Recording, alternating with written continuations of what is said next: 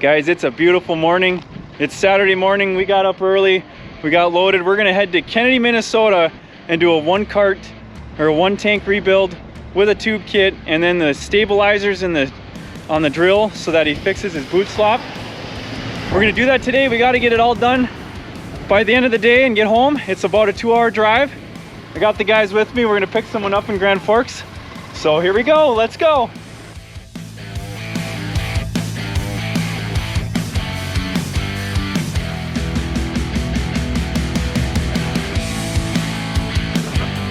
You guys ready for this? Oh yeah.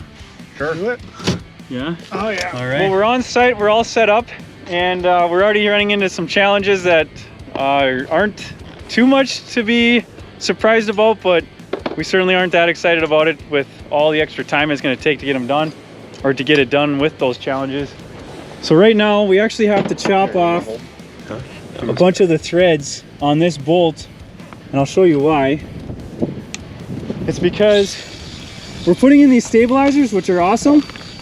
So here's the chop bolt, but these seat tubes, these stinking seat tubes are seized in the boots.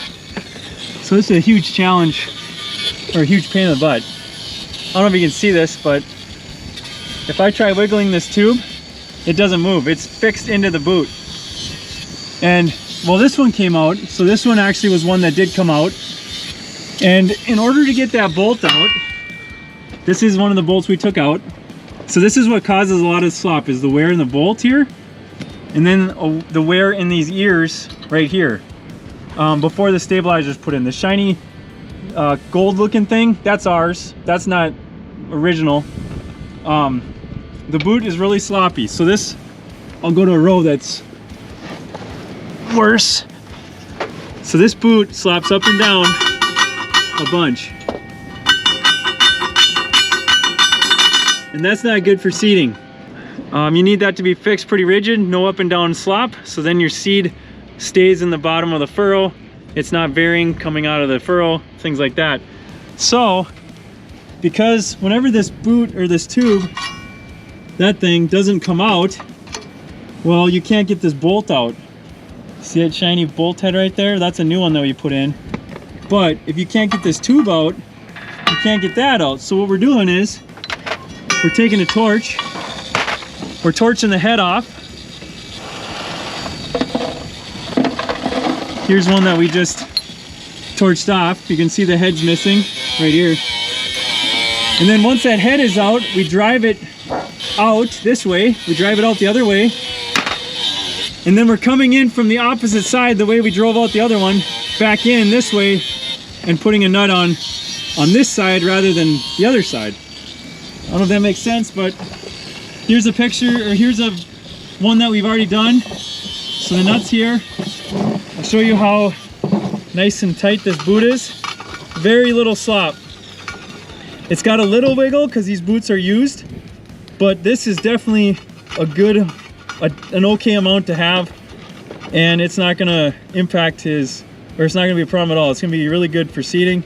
His discs were good, his boot springs were good, so all we're doing is fixing the boot slop, and that's why we're not needing to take the discs off or the gauge wheels, because that's a lot of extra work. But we were not anticipating these tubes being so rotted out and seized in there. So yeah, that's what we're doing right now on the drill. The cart we haven't gotten too far into yet, but Ethan got the tubes in place, or tubes out of place, getting ready to put the stainless ones in.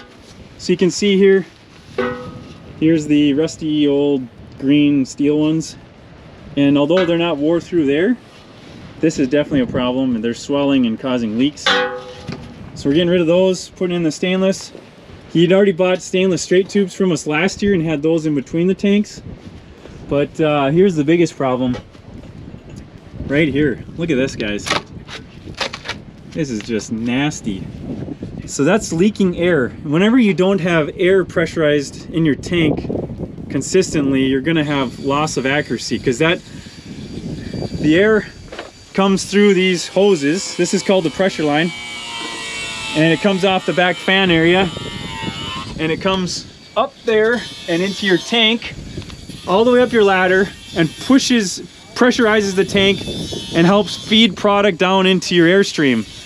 And the airstream is coming from back here from the fan. See, there's the fan. It's blowing through these tubes. This is what we call the plenum. It distributes the air into each run. There's up to 8 runs. This is an 8-run cart. And then it's going to blow that air through these tubes. And this is called a meter. So this meter is going to meter the product into the airstream and get it out. But if you don't have consistency, if you've got air losses, air leaks, if you have plugs or bridging issues, or your pressurization isn't correct in your tank, that's going to be a big problem. So this thing is so rotted out. I mean, look at this. We got corroded fasteners up here. We're probably gonna have to torch that one. The top plate, just the fertilizer really does a number on this thing. Look how nasty that is. We're not even gonna try to save these. He's getting all new plastic manifolds down here. Everything that's steel is going to stainless. This one's decent. It's still functioning up here. You can tell that the lower kit is pretty bad, but until these literally rot out or the plastics wear out, we're gonna leave that be, because that doesn't affect performance. You don't have to adjust anything. These things will swell and you can't get the meters out, and it causes all kinds of problems. So that's what we're doing. We'll keep updating you guys and we'll be in touch.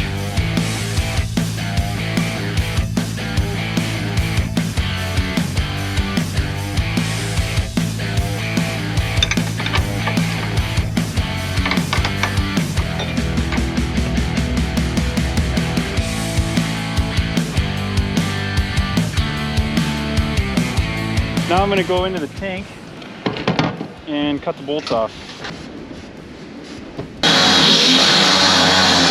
So these bolts are so rusted that I'm opting to just cut them off right away. I'm not even going to try to get them out with a wrench and a socket. Bent my punch. So, always fun. Why do you always have to lay down on the job? You got a few rows done, huh? Yeah. Excellent. There it goes. There she went. Whew. Down under the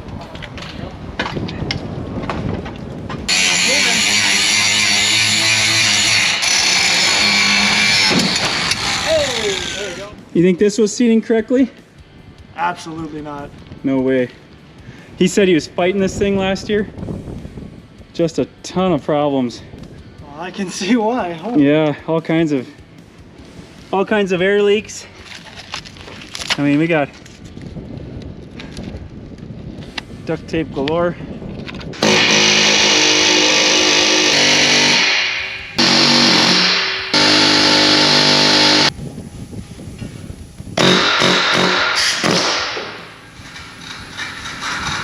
There we go. That is no longer going to be a problem. Yep. Gonna exchange it with this bad boy. Meter housing and everything out. And now we're installing the new. We've already got the funnel weldment in place, the stainless one. We've got the bolts started. We'll tighten those later. And now we're gonna put the foam in. And once this is in place, it'll be the top plate. Now the top plate is mounted. We just got that up after the foam seal. And we're gonna put some nuts on here. But it's always important to use anti-seize. We send a nickel-based anti-seize every order, or at least we recommend it, and it comes in all of our kits. So we're gonna put that on, and never use an impact. That's also important too. You don't wanna use impacts on these stainless fasteners, or they could seize up, gall up, and then you're gonna have to cut them off and start over.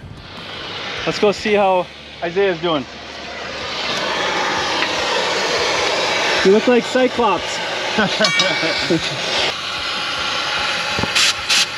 Oh, but he's a real trooper, getting it done.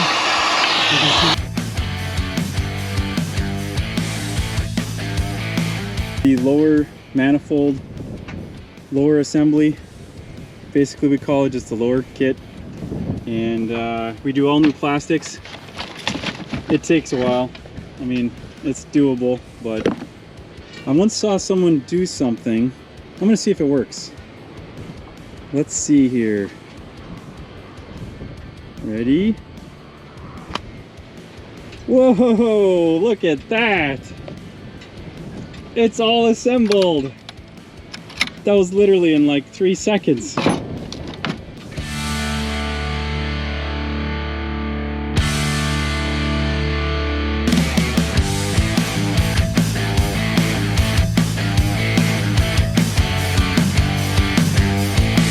We're running out of daylight. We are getting this done. The guys have been coming this way on the front rank by getting the stabilizers in.